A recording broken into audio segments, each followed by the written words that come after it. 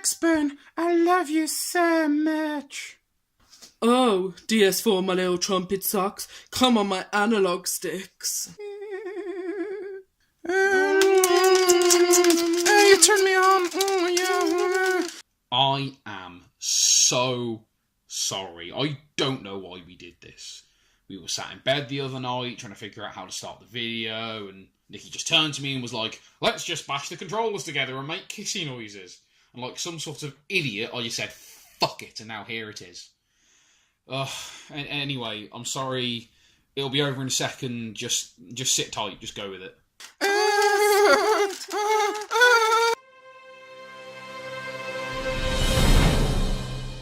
Oh, I cannot believe I let you talk me into that. Oops. Anyway, sometimes you just want to play a game with another person, even if that person makes you feel dead inside. So, here's a list about that thing I just said, I guess.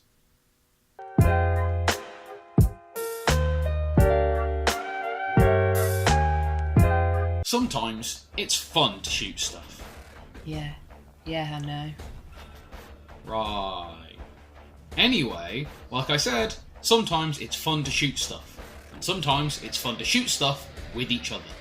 Two of the best FPS games out there for co-op are Borderlands 2 and Left 4 Dead 2.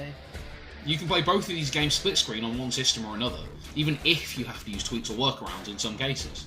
They're both super easy just to pick up and play, and you and your friend or partner can have loads of fun murdering the fuck out of either zombies or each other. Both games have really good gunplay, fun characters and lots of replayability, with loot collecting on one hand and secondary modes on the other. They would probably both be higher on the list if they weren't such obvious choices!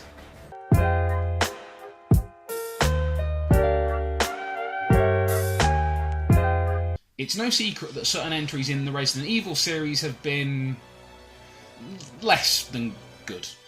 You were almost a Jill sandwich. However, despite the drawbacks that the game has in single player, Resident Evil 5 works much better as a two-player experience. During the course of a normal single player game, you'll probably get completely frustrated by the terrible AI of the non-player character. But this issue is totally erased when you have someone in the same room as you who you can blame for playing badly. Player skill aside, having an actual human partner is insanely helpful. No longer do you have to worry about your friend running face first into a chainsaw. Most of the time. Oh, for fuck's sake. On top of just being a fun co-op action game, Resi 5 is filled to the brim with reasons to play more than once. From alternate costumes to unlocking insanely powerful weapons that just decimate your enemies for fun, with Resi 5 you get out what you put in.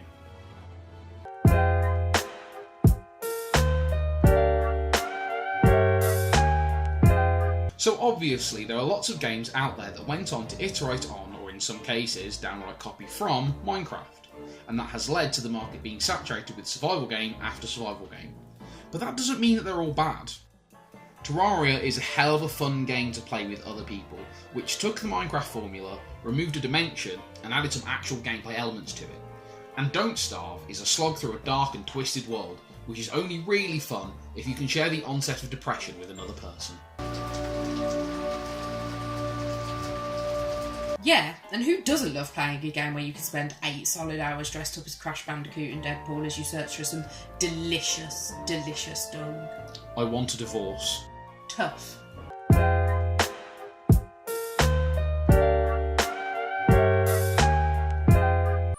Okay, so this might be a weird one for a lot of people out there, but both The Ripper and Phantasmagoria are games that can be amazingly fun to play with someone else.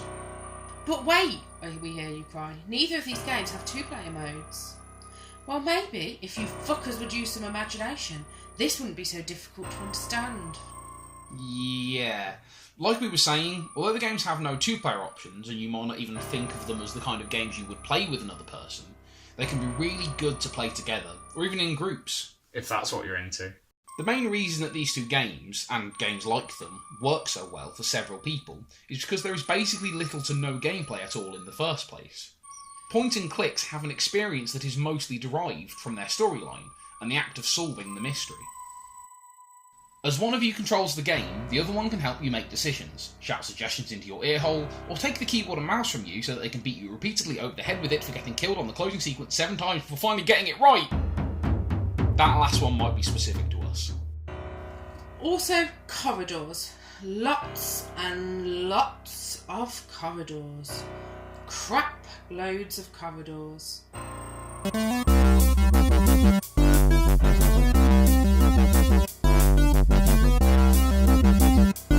Also, we're pretty sure that you're legally obliged to find any game with Christopher Walken in a 10 out of 10. Shouldn't be touching anything, should you, Magnata? I guess this case has me rattled. If I find out you've gone through my stuff, I'll be glad to give you 72 hours on the tombs for tampering with an investigation. Before we get to the number 1 spot, there are a few honourable mentions that we just couldn't leave out. Lara Croft and the Guardian of Light. Lara Croft and the Guardian of Light and the sequel Temple of Osiris are relatively fun games which are marred by being a little repetitive. They weren't quite fun enough to breach your list, but if you run out of other stuff to play, you might as well give these games a go. Also, you can play as Raziel and Kain, and that's pretty cool. Sonic Mania. While Sonic Mania was an amazing game, which was so filled with nostalgia that it might as well have been a 30-something man with too much disposable income and not enough friends, its 2-player modes were things we'd seen before. While it was cool to see controlling Tails with Controller 2 features come back, it didn't warrant a place on this list, even with the extra modes available. Portal 2. The main reason this game isn't on the list is possibly because it's too popular. Seriously, everyone talks about playing Portal 2's multiplayer campaign. Everyone. There was a lot of P's in that sense.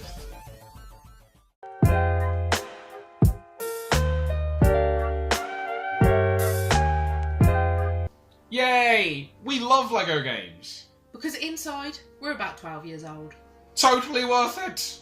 Traveller's Tales is a company I have a lot of love for from the PS1 days, and it's good to see their games have managed to remain enjoyable. The main draw of these games is the fact they're easy to jump into, they all have easy trackable completion percentages, and they have been occasionally funny. You'll find a great dino fact just down there. In a similar way to Minecraft, the LEGO games often get written off as kids' games by a lot of people. But since the days of LEGO Star Wars, many different formulas and styles have been tried, not to mention about 1 million different properties, so you're likely to find a game that suits your tastes. Love Tolkien? Lord of the Rings. Love superheroes? Batman or LEGO Marvel superheroes.